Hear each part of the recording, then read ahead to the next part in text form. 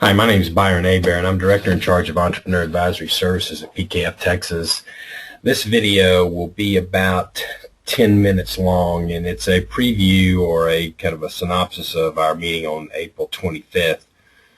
We got good feedback from it, and I wanted to share this with folks that couldn't make it to the meeting. One of the things we talked about on April 25th is the importance of having a common language in your business.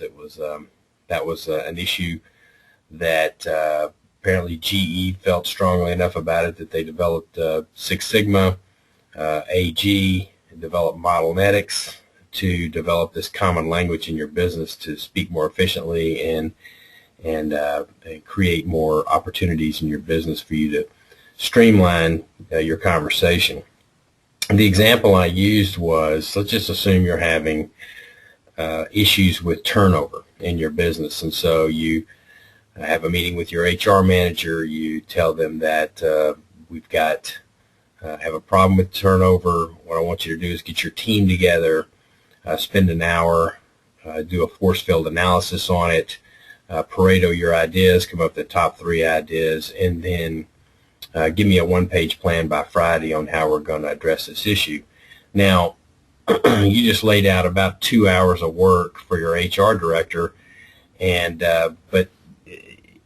by the time we get through this video, you'll understand what I mean by a Pareto and force field analysis and a one-page plan. But once your team is trained on these tools and how to use them, then you can create this common language in your business with Mindshop. So without further ado, let's move on to the next slide. Everybody introduced themselves around the table. We had a number of different industries represented. Manufacturing, service industries, marketing, and sales. So it's a good mix of people in the around the table sharing ideas. We talked about the evolution of strategy and how in the 90s the idea was the bigger the plan, the better. So if you had a team, a retreat, and you spent a few days putting together your business plan, it may get put on a shelf and probably didn't get addressed again for maybe at mid-year and then again at the end of the year. Now, the time spent was valuable. I think Dwight D. Eisenhower said the plan is nothing, planning is everything. So I agree that while it may have been good for the top executives to get away and put their plan together, they may have been the only ones that benefited from that. In the 2000s, implementation became a very a buzzword, and it's what companies tried to focus on. But in the 2010s, we find that accountability is what is driving organizations in trying to get their plan implemented and their strategy implemented for the year, and not so much accountability to each other as much as accountable to the plan itself. So again, in the old method, we had a 12-month strategic plan. We put it together. That was it. We didn't visit it again, maybe every 3 months even. And then again at the end of the year to see how well we had performed. The idea now is to have your strategy evolve over a 12-month period. We have you put a draft of your strategic plan together. You meet on it regularly. You have delegated portions of that plan to members of your team, and we keep it fresh and alive and in front of people all year to ensure that we have implementation. And this is really a much better method because you can't assume that you're going to come up with every possible roadblock that you're going to have in implementing your strategic plan in a 3-day workshop, nor do you assume that you are going to come up with every clever idea that you're going to have for the whole year then. So this way it evolves. We also implement some business leaders workshops, these little blue clouds that we have here on the and that is maybe a way for you to hold yourself accountable to others outside your industry, outside your business, to be able to implement your plan. And also online training, just-in-time online training may be interjected here along the way to help implement and make sure that your strategy gets implemented. We talked about a very basic Mindshop tool, now, where, how, the idea being where the company is right now, where does it want to be by the end of the year, and how are we going to get there. Every company has short-term burning issues that they have to deal with, and so we're constantly working on those issues, putting an implementation plan together, and then laying out the plan for what we're going to do differently on Monday to make sure that this plan gets implemented and these issues get taken care of. On the other side, we have the long-term plan of the company, and that's a critical part of the strategic planning process as well, because you want to have an idea, a vision of where that company is going to be 3 to 5 years from now. And the importance of that is that we may want to make opportunity hires or equipment purchases, things like that, when the opportunity comes along, so that when we're ready for those people or that equipment, it's there, and we're not scrambling to play catch up. All right, so next we started talking about the one issue that each company brought to the table, their own individual issue. It could have been inventory, it could have been turnover, it could have been creating more time for the CEO. There was a number of issues that we discussed among the group, but each person came from a different company, different industry, and they had an issue that they wanted to work on for that day, and so we started then working on those particular issues. We started with a force field analysis. This is another Mindshop tool. It's a great tool for developing, getting a number of ideas on the table. The way this tool is used is you have the issue right down the middle of the page, that is making more time, and then you have a positive impacts on that issue, and then so the negative effects on your company on that issue. So we start with the positive side. What can we do to positively impact this issue? Simplified objectives may be one of the things we can do. A good team in place, proactive meetings, using Skype technology, higher energy. And so these are some things that we can do right away that will have a positive impact on creating more time for ourselves.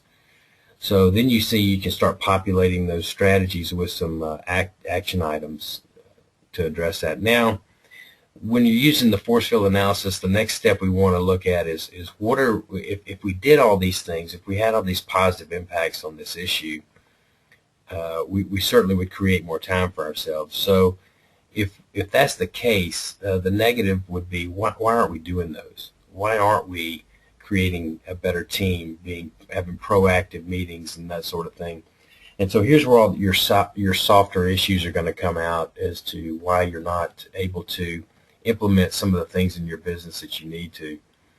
Lack of resources, poor email usage, too many jobs to do, distractions, and geographical spread. And so now we start looking at why we can't implement, what may keep us from implementing some of these positive impacts that we want on this particular issue. Next, we would Pareto that, come up with our top 3 ideas, and those are what we're going to attack, and we're going to get a plan together, and try to look for, when we do a Pareto, what's the low-hanging fruit? What's the easiest to implement and going to get us the greatest, longest yardage on this? And notice we have all these ideas here. We're going to keep those. We're not going to throw this away. This is good work that we've done, and we're going to implement these 3 first, and then we may come back to this and look and see if there may be an idea out there that we missed, or after we've started the implementation, we may find that we have some even better ideas later.